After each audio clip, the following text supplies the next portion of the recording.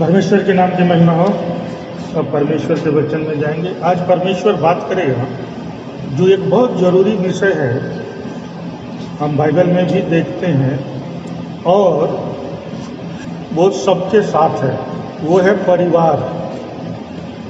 जैसे कि आप सब जानते हैं कि एक कलीसिया भी एक परिवार है, हम सब मिलकर एक परिवार हैं और हम लोगों का भी एक परिवार है, उसमें बच्चे हैं, पति हैं, पत्नी हैं, सब हैं। जब भी कोई परिवार टूटता है, और आजकल बहुत हो रहा है, उसका असर कलीसियाओं पर भी पड़ता है। अगर हम परिवार है, अगर हमारा परिवार एक साथ नहीं है तो हम उसका असर कलीसिया पर भी डालते हैं। जिस तरह एक परिवार का कोई एक सदस्य गलती कर दे,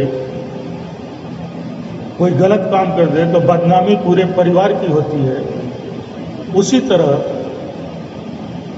कलीसिया पर भी उसका असर पड़ता है। इसलिए हमें परमेश्वर बहुत सावधान रहने को कहता है कि हम सावधान रहें और अपने परिवार को नियंत्रण में रखें। इसकी आज्ञा परमेश्वर देता है, क्योंकि शैतान ये बहुत अच्छे से जानता है कि अगर किसी को किसी तरह से परेशान करना है तो वो ज़्यादा नहीं करता है, परिवार के किसी एक सदस्य पर हमला करता है, उसे ज़्यादा की जरूरत नहीं। और परिवार में अगर एक व्यक्ति शैतान के पास चला गया तो वो पूरे परिवार को हिला कर रख देगा। और आजकल ये समस्या बहुत हो रही है, आप देखिएगा बहुत से परिवार में हो रही है। और क्या हो रहा है? कुछ नहीं हो रहा। शैतान किसी एक कमज़ोर को जो देख रहा है कि ये थोड़ा कमज़ोर है, परमेश्वर में कमज़ोर है, उसके मार्ग पर कमज़ोरी से चल रहा है, उसकी व्यवस्था पर दृढ़ नहीं है, उस पर शैतान अक्सर हमला करता है और फिर सारा परिवार बिखर कर रह जाता है। और जब परिवार बिखरेगा और आप अगर इसके सदस्य हैं कलीसिया के, तो उसका असर कलीसिया पर भी पड़ता है। सारे बाप चाहते हैं, माता पिता, कि उनके बच्चे होकर पढ़े लिखे बहुत अच्छा बने, लेकिन साथ में परमेश्वर ये भी कहता है कि उन्हें ये अच्छी बात है, इंजीनियर बनाइए, डॉक्टर बनाइए, अफसर बनाइए, लेकिन साथ ही साथ ये माँ बाप की जिम्मेदारी है कि परमेश्वर के मार्ग पर चलने वाला उसे पहले बनाएं। ये आप चाहेंगे कि हम अच्छी कलीसिया में हैं, पास्टर हैं, वो आपको मार्ग बताते हैं, लेकिन ये जिम्मेदारी स्वयं माता पिता की भी है कि अपने बच्चों को खुद संभालें। अच्छी कलीसिया, अच्छे प्रचार ये तो मिलते रहते हैं, लेकिन उसके साथ साथ आपको भी अपने बच्चों का ध्यान रखना है, क्योंकि हर कलीसिया में नौजवान बच्चे बच्चियां होती हैं। वो किस मार्ग पर जा रहे हैं, इसका ध्यान माता पिता को रखना है, नहीं तो आने वाले समय में आपके परिवार पर असर पड़ेगा उसका, आप उस नतीजे को भुगतने वाले बनेंगे। आइए बाइबल क्या कहती है, एक वचन देखें, नीति वचन 22:6। बच्चे को उसी मार्ग की शिक्षा दे जिसमें उसे चलना है, और वह बुढ़ापे में भी उससे नहीं हटेगा। नीति वचन 22:6 कहता है, लड़के को शिक्षा उसी मार्ग की दे जिसमें उसको चलना चाहिए, और वह बुढ़ापे में भी उससे न हटेगा। क्या कहता है वचन? अपने बच्चों को इस बात की शिक्षा दे, किस बात की? जिस मार्ग में उसे चलना है। और किस मार्ग में चलना है, ये बाइबल, परमेश्वर का वचन हमें बताता है कि हमें किस मार्ग पर स्वयं भी चलना है, अपने बच्चों को, अपनी बेटियों को भी चलाना है। और क्या कहता है आगे? और वह बुढ़ापे में भी उससे न हटे। मतलब क्या है पूरी जीवन परमेश्वर के मार्ग में चले, लेकिन उसकी शिक्षा माता पिता की जिम्मेदारी है देना। अगर हम स्वयं उस मार्ग पर नहीं चलते हैं तो हम अपने बच्चों को भी नहीं चला पाएंगे। आज देखिए समस्या हो रही है कलीसिया में, जो जवान है उनके परिवार में देखिए समस्या। आप माता पिता को क्या पता है, क्योंकि आजकल मैं देख रहा हूँ माता पिता का ध्यान बच्चों पर नहीं है, वो स्वयं उसको समय नहीं देते। आपके बच्चे क्या कर रहे हैं, ड्रग्स ले रहे हैं, सिगरेट पी रहे हैं, क्या कर रहे हैं हमें नहीं पता, किस तरह के गाने सुन रहे हैं हमें नहीं पता। गैर मसीहों में शादी हो रही है, बढ़ावा अगर हम देते हैं तो इसके जिम्मेदार हम भी हैं, क्योंकि हम खुद परमेश्वर के मार्ग से भटक चुके हैं। जिस बात की आज्ञा परमेश्वर नहीं देता, अगर हम समर्थन कर रहे हैं अपने बच्चों का कि हाँ कर लो, जिससे शादी करनी है ले आओ, तो हम स्वयं परमेश्वर के मार्ग पर नहीं हैं। और नहीं हैं तो बच्चों को आप कैसे, हम खुद झूठ बोलें और बच्चों को कहें झूठ नहीं बोलना चाहिए, वो कभी मानेगा मेरी बात? हम खुद झगड़ते हैं पति पत्नी से, पति और पत्नी पति से, और उसको शिक्षा दे रहे हैं कि लड़ाई नहीं करनी चाहिए, वो मानेगा? जिम्मेदार हम भी हैं। हम खुद नियंत्रण में नहीं हैं तो दूसरों को नियंत्रित नहीं कर पाएंगे। हम जब अपनी सीमा में नहीं हैं, दूसरे की सीमा को निर्धारित नहीं कर पाएंगे, चाहे आप कुछ भी कर लें। सिर्फ कलीसिया में आके प्रार्थना, आराधना, भजन गा लेने से नहीं, क्या आप अपने परिवार को भी उस मार्ग पर चला रहे हैं, या अपने बच्चों का समर्थन करते हैं गलत कामों में, जिसकी आज्ञा परमेश्वर नहीं देता? मैं किसी चीज को गलत और सही ठहराने वाला नहीं हूं, लेकिन परमेश्वर का वचन जो लिखा हुआ है, जिसकी आज्ञा वो नहीं देता, क्या हम वो कर रहे हैं? कर रहे हैं तो फिर क्या कलीसिया में हम आकर भजन और आराधना करते हैं? क्योंकि उसका असर आपको आज नहीं तो कल पता चलेगा, क्योंकि परमेश्वर का वचन कहता है उसी मार्ग की शिक्षा दे। अगर हम नहीं दे रहे, जिस मार्ग पर परमेश्वर चलने को कह रहा है उस पर नहीं चला रहे अपने बच्चों, क्योंकि स्वयं भी नहीं चल रहे, तो बच्चों को क्या चला पाएंगे? लेकिन परमेश्वर कहता है नहीं, बुढ़ापे तक उस पर चलना है, अंत तक, क्योंकि यीशु भी कहता है कि युग के अंत तक मैं तुम्हारे साथ हूं। हम साथ हैं, युग के अंत तक चल रहे हैं परमेश्वर की मार्ग में, परमेश्वर की व्यवस्था पे, या समर्थन कर रहे हैं दूसरी गलत चीजों का अपने बच्चों? क्यों? क्योंकि मेरे पास समय नहीं है, मैं अपने में बिजी हूं, मैं नहीं जानता वो क्या कर रहे हैं, उनके कौन से दोस्त हैं, वो किससे मिलते हैं, हमें पता है? आजकल किसी को नहीं पता। आजकल लोग चाहता है बच्चे बाहर जाएं, खेले कूदे, जिसके साथ जाना है मैं आराम करूं, लेकिन मसीहियों को परमेश्वर इसकी इजाजत नहीं देता। वो कहता है कि आप अपने बच्चों का ध्यान रखें, बच्चे परमेश्वर के दान हैं, बाइबल का वचन कहता है। तो क्या कल आपसे परमेश्वर पूछेगा नहीं कि मैंने एक दान तुझे दिया था, तूने संभाल के रखा मेरे दान को? क्या बना दिया अपने बच्चों को, किस मार्ग पर ले गए? ये जवाब आपको देना है, हर एक माता पिता को देना है। ये ध्यान रखिएगा, ये मत सोचिए कि चलो चला गया, क्योंकि वचन कहता है दान है, परमेश्वर के दान को आप अगर बर्बाद करते हैं तो जिम्मेदारी आपकी है, परमेश्वर आपसे निश्चित सवाल करेगा। क्योंकि अगर बच्चे सही मार्ग पे नहीं है, आपका परिवार बिखर जाएगा, आज नहीं कल।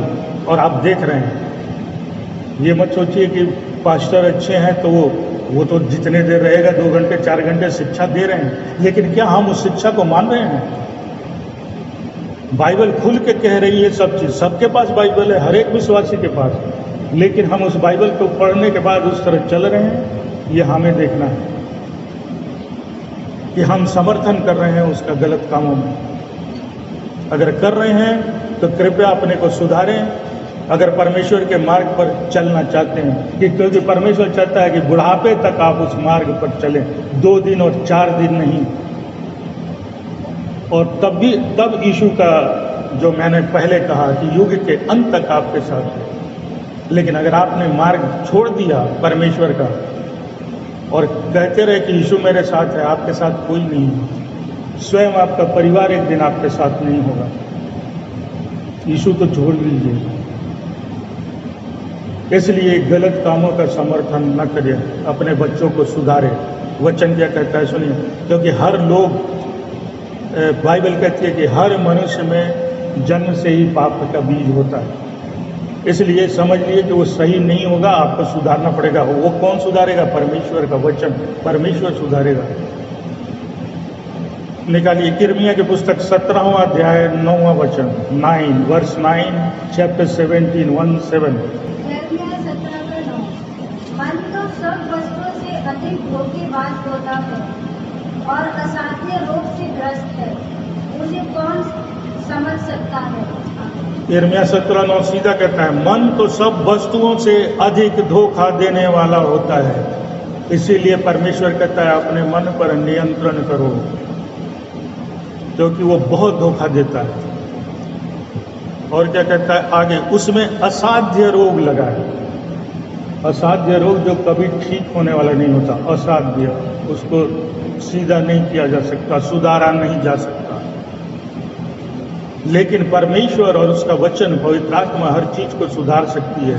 लेकिन हम उसको मानते हैं कि नहीं मानते, ये हमारे ऊपर है। नहीं तो कह रहा है कि मन सबसे ज्यादा धोखे देने वाला है। और किसको धोखा देगा? आपका मन आपको ही तो धोखा देगा। अगर आप उसको नियंत्रित नहीं कर पा रहे हैं और बच्चे गलत कर रहे हैं तो उसमें भी आप उसका सहयोग दे रहे हैं, तो आपका मन खुद नियंत्रण में नहीं है। आपके मन में असाध्य रोग लगा हुआ है, इसको समझिए। मैं नहीं कह रहा, वचन कह रहा है, कह रहे जो शायद कभी ठीक ना होगा, क्योंकि आप वचन को जानते हुए, परमेश्वर के मार्ग को जानते हुए, फिर भी गलत कामों में उसका सहयोग कर रहे हैं। ये रोग धीरे धीरे इतना बढ़ जाएगा कि परमेश्वर आपसे बहुत दूर हो जाएगा, आपको पता भी नहीं चलेगा।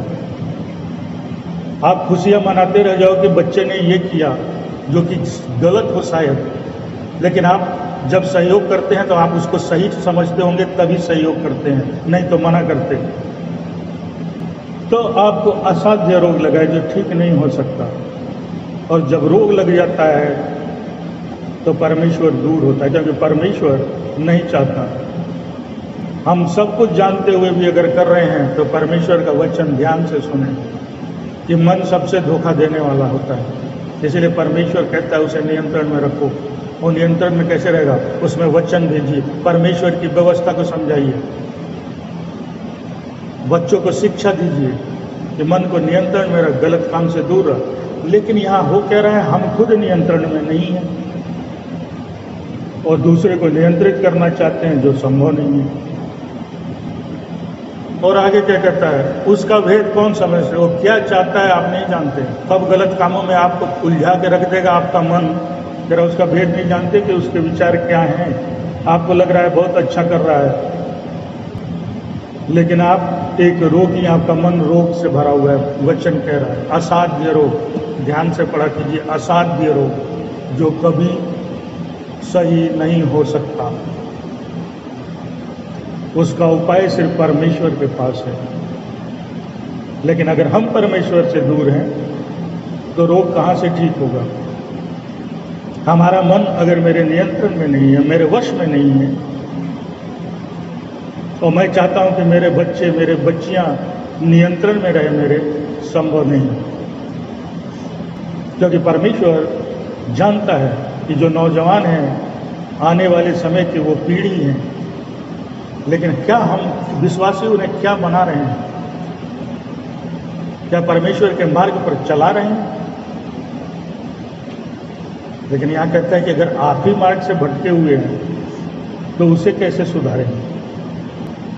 नहीं सुधर सकता। आइए रोमियो 7:18।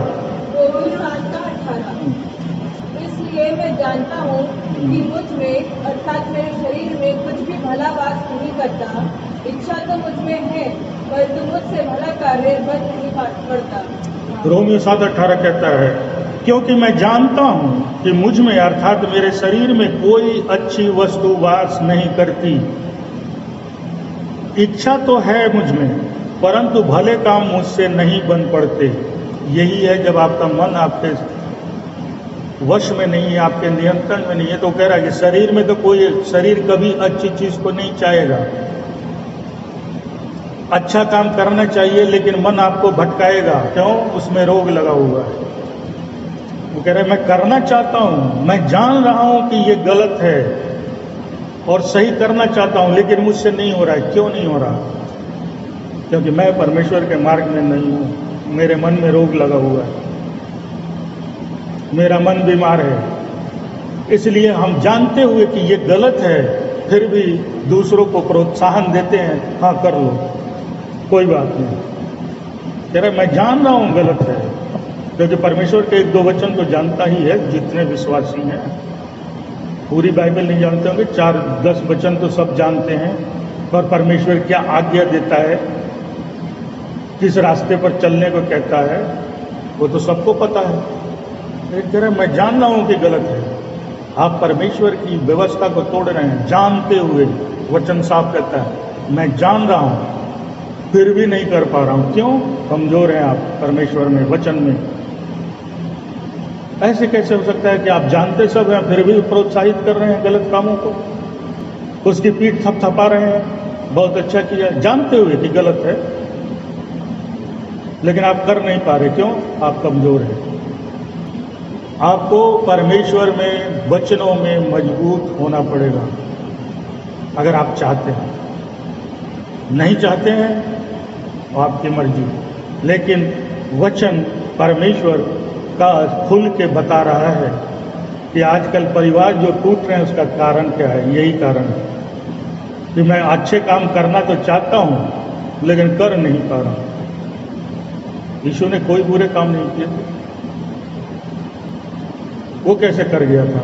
अब आप कहोगे वो परमेश्वर का पुत्र था। हमें भी तो परमेश्वर कहता है तुम मेरे बच्चे हो, मेरी बच्चियां हो।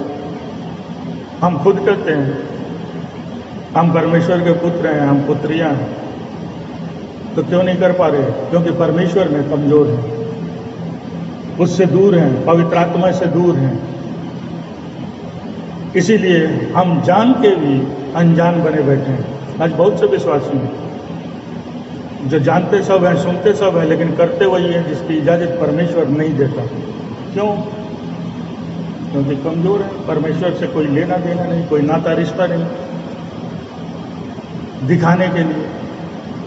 और यही कारण है कि परिवार टूट रहे हैं, और परमेश्वर नहीं चाहता कि वो परिवार कोई भी टूटे। इसलिए मैंने कहा वचन कहता है कि बच्चे तो दान है मेरे, उसने एक दान आपको दिया है, एक बहुत बड़ी चीज दी है, साथ में एक चुनौती दी है कि इन्हें संभालना, इन्हें मेरे मार्ग पर चलाना। क्या हम परमेश्वर की इच्छा को पूरे कर रहे हैं? नहीं कर रहे। और अगर नहीं कर रहे तो इसका जवाब भी आपको ही देना है। और हम और पास्टर जी नहीं पूछेंगे, सीधा परमेश्वर पूछेगा। और तब आप बताना क्या कारण था कि मैं जानता था कि गलत है, फिर भी नहीं कर पाया परमेश्वर। जो वचन आपने अभी पढ़ा तो मुझसे हो ही नहीं पा रहा था सही काम, जबकि मैं जान रहा था कि ये गलत है। मैं गलत शिक्षा दे रहा हूं अपने बच्चों को, लेकिन मैं नहीं कर पाया। और परमेश्वर पूछेगा, निकालिए नीति वचन 23वां अध्याय 13 और 14। नीति वचन 23वां 13 और 14। बच्चे को ताड़ना देने से ना रुकना। यदि तू उसे छड़ी से पीटे तो वह मर नहीं जाएगा, तो उसे छड़ी से पीट कर उसका प्राण अधोलोक से बचा लेगा। नीति वचन 23 का 13 और 14 कहता है, लड़के की ताड़ना न छोड़ना, क्योंकि यदि तू उसको छड़ी से मारे तो वह न मरेगा, तू उसको छड़ी से मारकर उसका प्राण अधोलोक से बचाएगा। यहाँ पर वचन कह रहा है कि मतलब अपने बच्चों को सही मार्ग पर लाने के लिए आपको अगर थोड़ा मन को कड़ा करना पड़े तो भी आप कर लो, क्योंकि वो आपके काम आएगा। आपका अभी थोड़ी कठोरता आपके आगे आने वाले जीवन में, आपके बच्चों के जीवन में बहुत लाभ देगी।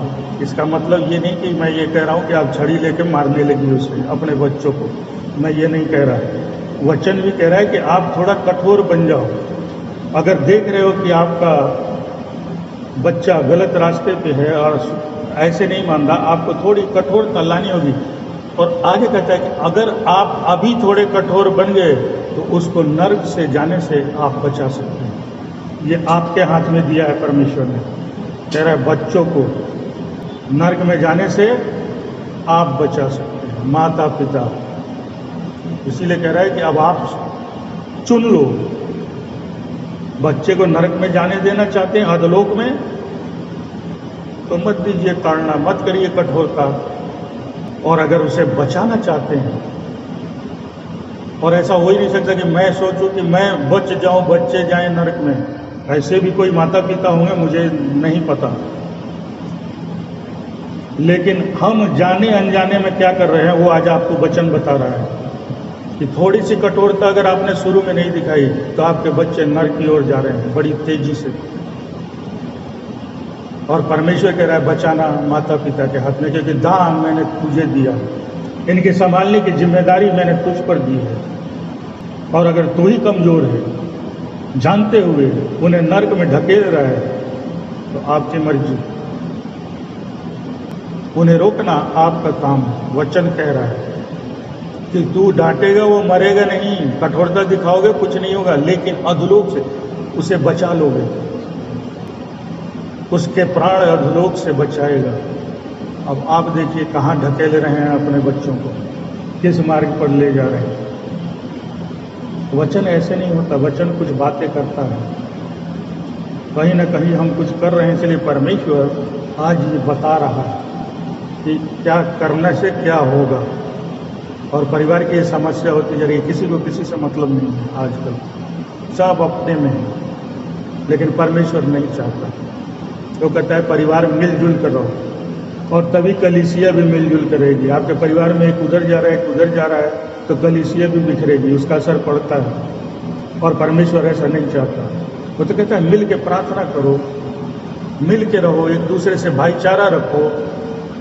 अब मेरे घर में ही भाईचारा नहीं है, एक दूसरे से कलीसिया में क्या रख पाऊंगा। घर में रोज लड़ता हूँ और बच्चे को शिक्षा दूँ, लड़ाई करना अच्छी बात नहीं। वो किसी दिन मुझे ही पलट कर जवाब दे देगा, पहले अपने को देख लो, सुधार लो, फिर मेरे को शिक्षा देना। इसीलिए कहता है कि थोड़े से कठोर अगर बनना पड़ता है माता पिता को। सब अपने बच्चे से प्रेम करते हैं, इसमें कोई शक नहीं, कोई गुंजाइश नहीं है। लेकिन अगर वो गलत रास्ते पे है तो परमेश्वर का वचन कहता है थोड़े से कठोर बन जाओ, क्योंकि अभी की कठोरता उसके जीवन को बहुत लाभ देगी, और आपको भी, आपके परिवार को भी। लेकिन अगर हम उसको प्रोत्साहित कर रहे हैं गलत काम के लिए, तो वो भी आपकी मर्जी। लेकिन इतना ध्यान रखना कि अगर आपने किया और वो उस मार्ग पर गया, तो वो नरक की ओर बड़ी तेजी से बढ़ रहा है, और फिर आप रोक नहीं पाएंगे, क्योंकि फिर वो आपके हाथ से फिसल जाएगा। आप सोचोगे बुढ़ापे में नियंत्रण करूँगा, कोई नहीं कर पाएगा। पहले गलत काम करो, अब बुढ़ापे में मैं समझा लूँ कि उसको सही रास्ते पर लाऊंगा, ये संभव नहीं है, क्योंकि आपके हाथ से वो फिसल चुका है। अब आपके किसी बात में वो आने वाला नहीं है। और उसकी जिम्मेदारी किसकी है? हमारी, आपकी है। क्योंकि शुरू में गलत कामों को मैंने प्रोत्साहित किया, उसकी पीठ थपथपाई, हाँ बेटा कर लो, हाँ बेटी कर लो, और अब नियंत्रण चाहिए, नहीं संभव। इसलिए परमेश्वर के वचन को समझिए क्या कह रहा है। नीति वचन 29:15 चैप्टर 29 29 वर्स 15 15। छड़ी और डांट से बुद्धि प्राप्त होती है, परंतु जो बच्चा अपनी मनमानी करता है वह अपनी माता की लज्जा का कारण होता है। वचन साफ कह रहा है आगे, छड़ी और डांट से बुद्धि प्राप्त होती है। अगर आप थोड़ा कठोर करेंगे, बच्चा बुद्धिमान होगा, उसका बुरा असर नहीं पड़ता डांटने से। वचन कह रहा है उससे बुद्धि प्राप्त होती है, वो समझेगा कि मेरे माता पिता जो समझा रहे हैं थोड़ी कठोरता से, उसका कारण है, क्यों वो मना कर रहे हैं इस काम को करने के लिए। आगे कहता है परंतु जो लड़का यूं ही छोड़ा जाता है वो अपनी माँ की लज्जा का कारण बनता है, वो परिवार के लाज का कारण बनेगा। एक दिन आपको शर्मिंदगी उठानी पड़ेगी उसी बच्चे के कारण जिसको आपने समय रहते नहीं संभाला, सही शिक्षा परमेश्वर की ओर नहीं ले गए। कह रहा वो पूरे परिवार की लज्जा का कारण बनेगा। आपको शर्मिंदगी उठानी पड़ेगी लोगों के सामने, और तब आप सोचेंगे कि पहले अगर रोक देता। बहुत लोग कहते हैं यार पहले मैंने अगर इसको शिक्षा दे दी होती तो आज ये ऐसा नहीं निकलता। गलती किसकी थी? जब समय था हमने उसे छोड़ दिया खुला। अब कह रहे हैं कि उस समय किया होता, वो समय दोबारा नहीं आता। एक बार जो समय आगे बढ़ जाता है दोबारा लौट के नहीं आता। इसीलिए परमेश्वर बार बार कहता है समय रहते मेरे पास चले आओ, इंतजार मत करो। क्यों कहता है? वो जानता है कि समय नहीं है। हम ये सब जानते हुए भी इंतजार करते हैं, और परमेश्वर कहता है किस बात का इंतजार? आओ मेरे पास, मैं सब कुछ ठीक करूंगा। लेकिन हम नहीं चाहते या समय पर वो नहीं करते जो परमेश्वर करने को कह रहा है, और जब नहीं करते बाद में वचन ने कह दिया कि लज्जा का कारण आप बनेंगे। आपका बच्चा आपका आदर नहीं कर रहा, आप कैसे नहीं समझा रहे उसको? हर एक बच्चों के लिए मैं अब कह रहा हूँ, अपने माता पिता का आदर करना, बुजुर्गों का आदर करना आपकी स्वभाव में होना चाहिए। अगर आप विश्वासी हैं तो, अगर आप ऐसा नहीं कर रहे हैं आप परमेश्वर के मार्ग में नहीं हैं। ऐसा कैसे हो सकता है? आपके माँ बाप जो समझा रहे हैं, माता पिता, वो आपकी भलाई के लिए समझा रहे हैं। आप उन्हें पलट कर जवाब अगर दे रहे हैं तो आप परमेश्वर में तो नहीं हैं, आप किसी गलत मार्ग में हैं। और जैसा मैंने शुरू में कह दिया कि शैतान किसी एक कमजोर पर हमला करेगा, वो पूरे परिवार पर नहीं करेगा। उसे एक आदमी चाहिए एक परिवार में, काफ़ी है परिवार को तहस नहस कर देने के लिए। लेकिन अगर हम परमेश्वर में दृढ़ हैं, हम उसे सुधार लेंगे, उसे नहीं जाने देंगे शैतान की तरफ, फिर से मोड़ देंगे परमेश्वर की तरफ। लेकिन हम नहीं कर रहे हैं। प्रार्थना कर रहे हैं, आराधना कर रहे हैं, भजन गा रहे हैं, बाइबल पढ़ रहे हैं, सिर्फ यही हमारा जीवन। आपके बच्चों की देख रेख की आपकी जिम्मेदारी है। इसीलिए परमेश्वर का वचन कहता है, निकालिए इफिसियों 6 अध्याय उसका 1 से लेकर 4 तक पढ़ दीजिए। इफिसियों 6 से लेकर 4। हे बालकों, प्रभु में अपने माता पिता की आज्ञा मानो, क्योंकि ये उचित है।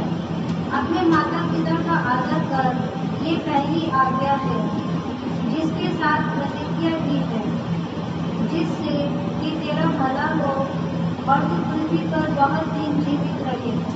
पिताओं, अपने बच्चों को क्रोध न दिलाओ, वरन प्रभु की शिक्षा और अनुशासन में उनका पालन पोषण करो। इफिसियों 6:1-4 साफ शब्दों में कह रहा है, हे बालकों, प्रभु में अपने माता पिता के आज्ञाकारी बनो। किसमें? प्रभु में।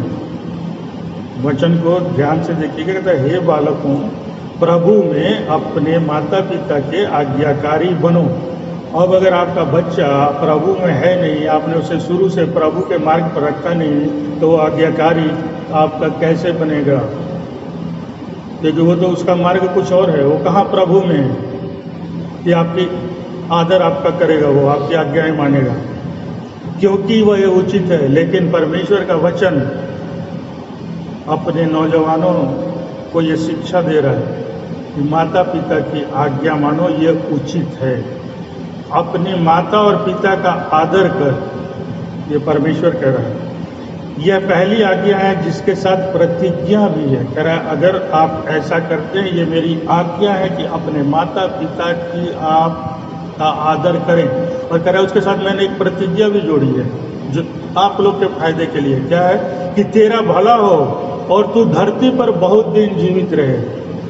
परमेश्वर कह रहा है अगर जो आज्ञा मैं देता हूँ कि अपने माता पिता का आदर करिए, अगर आप करते हैं तो कह रहा मैं एक प्रतिज्ञा भी रखा हूँ, उससे तू ज़्यादा दिन जीवित रहेगा। अब चुनना हमारे हाथ में, कि परमेश्वर की प्रतिज्ञा मेरे जीवन में पूरी हो या न हो। तू भला रहे और पृथ्वी पर तुम्हें ज़्यादा दिन जीवित रखूंगा, मतलब दीर्घायु करूंगा। और हे बच्चे वाले, अपने बच्चों को रिस न दिलाओ, परंतु प्रभु की शिक्षा और चेतावनी देते हुए उनका पालन पोषण करो। अब परमेश्वर माँ पिता से बात कर रहा है। पहले ऊपर के बाद उसमें हिस्से में उसने नौजवानों से बात की कि अपने माता पिता से बात करो, की आज्ञा करो, मानो, और मानोगे तो लंबा जीवन होगा, भला रहोगे। अब माता पिता को कह रहा है कि उन्हें गुस्सा न दिलाइए, लेकिन क्या करिए, प्रभु की शिक्षा और चेतावनी दीजिए। यही कमी हम करते हैं, चेतावनी नहीं देते, कठोरता नहीं करते, कह रहा उनका पालन पोषण करो। परमेश्वर ने भी समझाया माँ बाप कैसे पालन पोषण करें, चेतावनी देते हुए, प्रभु की शिक्षा देते हुए उनका पालन पोषण करें। और बच्चे जो माँ पिता की आज्ञा मानेंगे वो कह रहे दीर्घायु होंगे और भले रहेंगे। ये प्रभु की प्रतिज्ञा है कि अगर जो ऐसा करता है मैं उसके जीवन में ये करूँगा। अगर इसको पाना है तो परमेश्वर की आज्ञा को मानना होगा, लेकिन हम नहीं मानते, यही हमारी कमजोरी है। ना हम शिक्षा दे रहे हैं, ना बच्चे मानने को तैयार, तो फिर जीवन में कुछ नहीं हो पाएगा। निकाली व्यवस्था विवरण 6 का 6, 7, 8 पढ़ेंगे। व्यवस्था विवरण 6 का 6, 7, 8। आज मैं जिन वचनों की आज्ञा तुझे दे रहा हूँ वह तेरे मन में बनी रहे और उनको यत्नपूर्वक अपने बाल बच्चों को सिखाना, तथा अपने घर में बैठे, मार्ग पर चलते और लेटते तथा उठते समय उनकी चर्चा किया करना। तू उनको अपने हाथ पर चिन्ह स्वरूप बांधना, तथा वे तेरी आंखों के बीच टीके का काम है। परमेश्वर का वचन व्यवस्था विवरण 6:8 कहता है, और ये आज्ञाएं जो मैं आज तुझको सुनाता हूँ वो तेरे मन में बनी रहें। परमेश्वर ने आपने ऊपर पढ़ा आज्ञा दे रहा है, कह रहा है वो मन में बनी रहें। और तू अपने बाल बच्चों को, फिर माता पिता के लिए कह रहा है, तू अपने बाल बच्चों को समझा कर सिखाया करना, और घर में बैठे, मार्ग पर चलते, लेटते उठते उनकी चर्चा किया करना।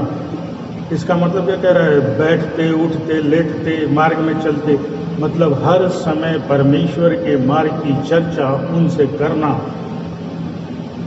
हर समय करते रहिए। परमेश्वर कह रहा है उन्हें उसकी शिक्षा दीजिए, जो सही है उसे सिखाइए, और एक बार नहीं, कह रहा है हर बार करना। इसीलिए वो लिखा हुआ है चलते लेटते, मार्ग में चलते उठते बैठते। इसका मतलब है हर समय आप उसको शिक्षा दें, चेतावनियाँ दें, उनकी चर्चा करना। हम कहाँ करते हैं बच्चों से चर्चा? क्योंकि वो ना हमारी सुनेंगे, ना हमारे पास समय है कि मैं उनसे चर्चा करूं। वो अपने काम में व्यस्त है, मैं अपने काम में व्यस्त हूँ। आजकल कौन से माता पिता देखिए, बहुत से बच्चों के साथ 2 मिनट समय भी बातचीत नहीं होती। वो अपने दोस्तों के साथ, लड़कियां अपने दोस्तों के साथ, माता पिता अपने दोस्तों के साथ, परिवार बस चल रहा। लेकिन परमेश्वर कह रहा है ऐसा नहीं, जो मैं आज्ञा दे रहा हूं उसे हर बार समझाते रहना। कह रहा अपने बाल बच्चों को समझाकर सिखाया करना। यहाँ हम सीखने को तैयार नहीं है, बच्चों को क्या सिखाएं? पहले हम तो सीखें।